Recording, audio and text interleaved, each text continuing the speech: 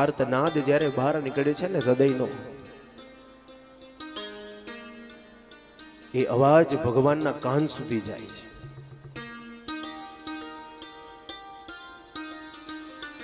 શુદ્ધ પુરાણી વર્ણન કરે નારદ,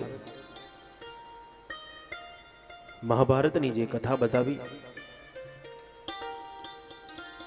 મહાભારતના યુદ્ધનો વિરામ થયો, સાયંકાળનો સમય છે.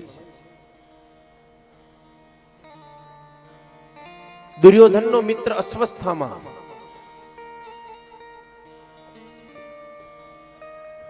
અસ્વસ્થામાં એ જોયું કે સાયંકાળ થઈ ગયું, શંખનાદ થઈ ગયા, યુદ્ધ વિરામ થઈ ગયું, બધાય પોતપોતાની કુટીરમાં સૂતા છે, પણ મારો મિત્ર દુર્યોધન નથી દેખાતો. ક્યાં ગયો હશે? લાઈ તપાસ કરવા દે. અસ્વસ્થામાં દુર્યોધનને શોધવા માટે નીકળ્યો છે. કુરુક્ષેત્રના મેદાનમાં ચારેય તરફ મડદા પડેલા છે, લોહીની નદીઓ વહે છે, ગીધડા ઉજાણી કરે છે.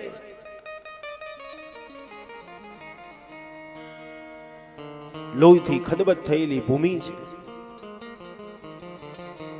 અસ્વસ્થામાં દુર્યોધનને શોધે છે અને ખૂણામાં કણસતો અવાજ સંભળાય.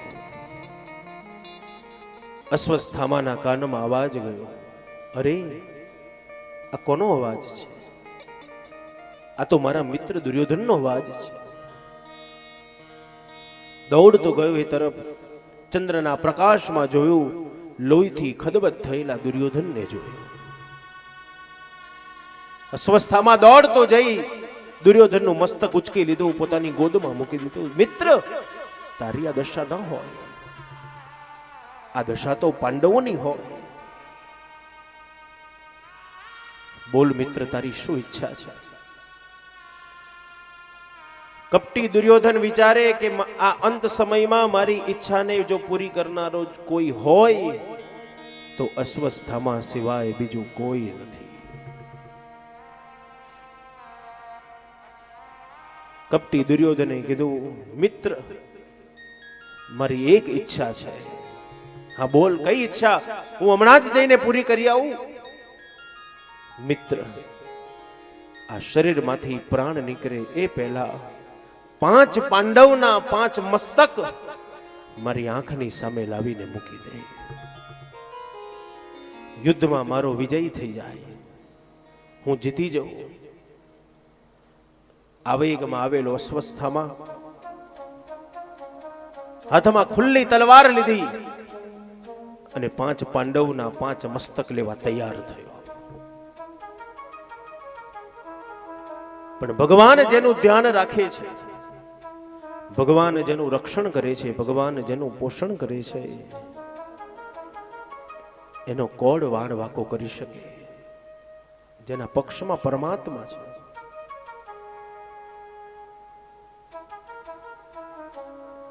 કોણ વાડ વાકો કરી શકે?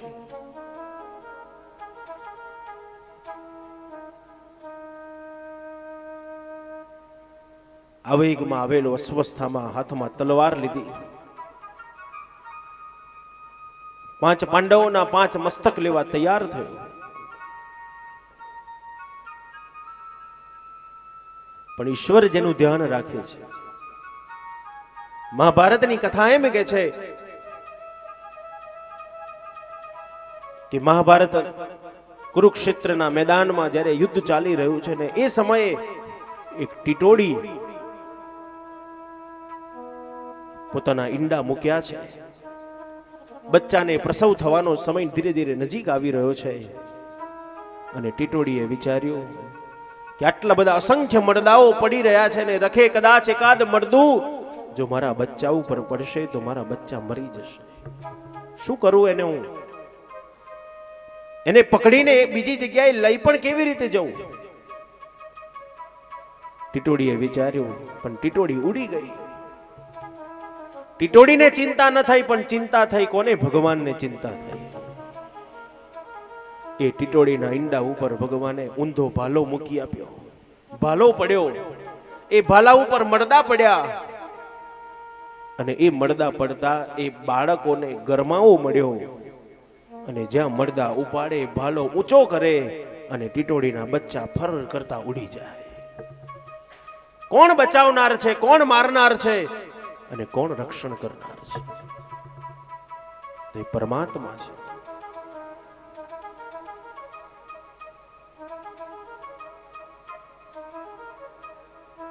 શુદ્ધ પુરાણી વર્ણન કરે નારદ.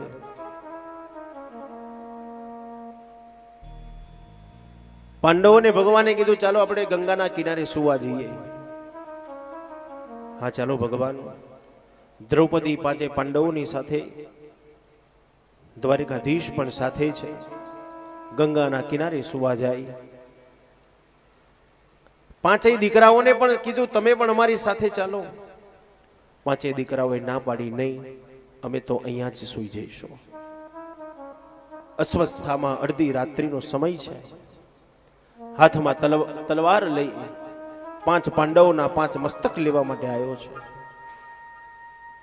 પાંચેય પથારી ભરેલી જોઈ પાંડવો છે કે કોણ છે એ તરફ નજર ન કરી અને આવેગમાં આવેલા અસ્વસ્થામાં એ તલવાર વડે પાંચ મસ્તક ધડથી જુદા કરી દીધા. પાંચ મસ્તક હાથમાં લઈ અસ્વસ્થામાં દુર્યોધનની પાસે આવ્યો. દુર્યોધનને કીધું, લે મિત્ર, તારી ઈચ્છા પૂરી કરી દીધી મેં. જો તારો વિજય થઈ ગયો યુદ્ધમાં. કપટી દુર્યોધન અસ્વસ્થામાને કીધું, લાય મને આપી દે. પાંચ મસ્તક દુર્યોધનના હાથમાં આપી દીધા અને દુર્યોધન મસ્તકને ફૂલની જેમ મસળવા જાય અને મસ્તક મસડાઈ જાય. દુર્યોધનને ફાડ પડી. આ પાંડવ નોય, કારણ પાંડવોના મસ્તક તો વજ્ર જેવા બળવાન હોય અને આ તો ફૂલની જેમ કોમળ છે. કોણ છે આ? ચંદ્રના પ્રકાશમાં દુર્યોધને જોયું તો જેના મુખ ઉપર મૂછનો દોરો પણ નથી ફૂટ્યો એવા કૌમાર્ય બાળકને જોતાની સાથે દુર્યોધન દુખી થઈ ગયો. જેને આપણે દુષ્ટ કહીએ છીએ, જેને આપણે રાક્ષસ કહીએ છીએ, એ દુર્યોધન બોલ્યો છે, અસ્વસ્થામાં તે શૂરવીરનું કામ નથી કર્યું, તે કાયરનું કામ કર્યું છે. મારી શત્રુતા પાંડવોની સાથે હતી, એના દીકરાઓની સાથે નથી. તે તો મારા કુળમાં કોઈ અંજલિ આપનારો ન રહેવા દીધો.